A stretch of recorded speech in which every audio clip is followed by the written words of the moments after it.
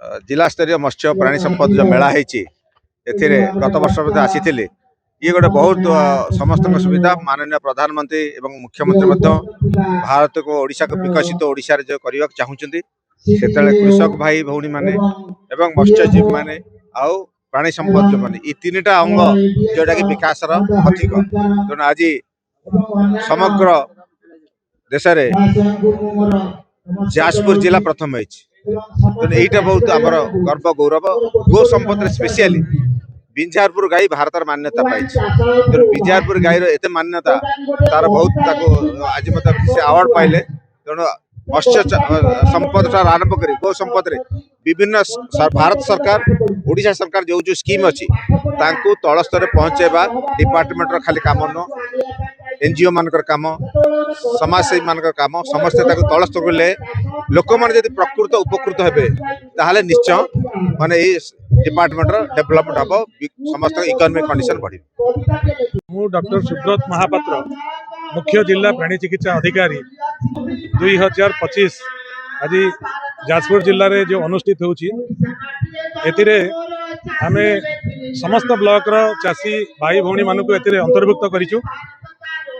एथिरे हमर वर्षकर थरिए आमे ये मेला करिताउ जिला स्तर रे। ए वर्ष गोटे नियरा ढंग रे आमे ब्लॉक स्तर रे मध्य एही मेला करितिलु एवं तत्परे आमे जिला स्तर रे मेला करूछु। या परे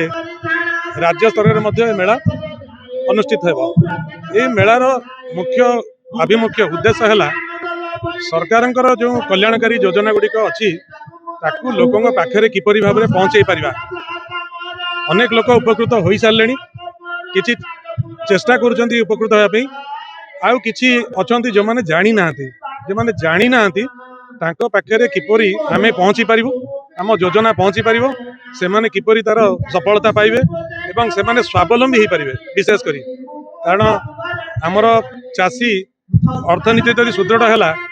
जिला तथा राज्य तथा देशर अर्थनीति सुदृढ़ हो पार। आम यही प्लाटफर्म यही मंच माध्यम आम पाखे पहुँचाऊँ गोटे वैषयिक कार्यक्रम रखीचु से चाषी भाई भौणी सहित समस्त सुविधा असुविधा एवं चाष करुवा समय जहाँ असुविधा सम्मुखीन होती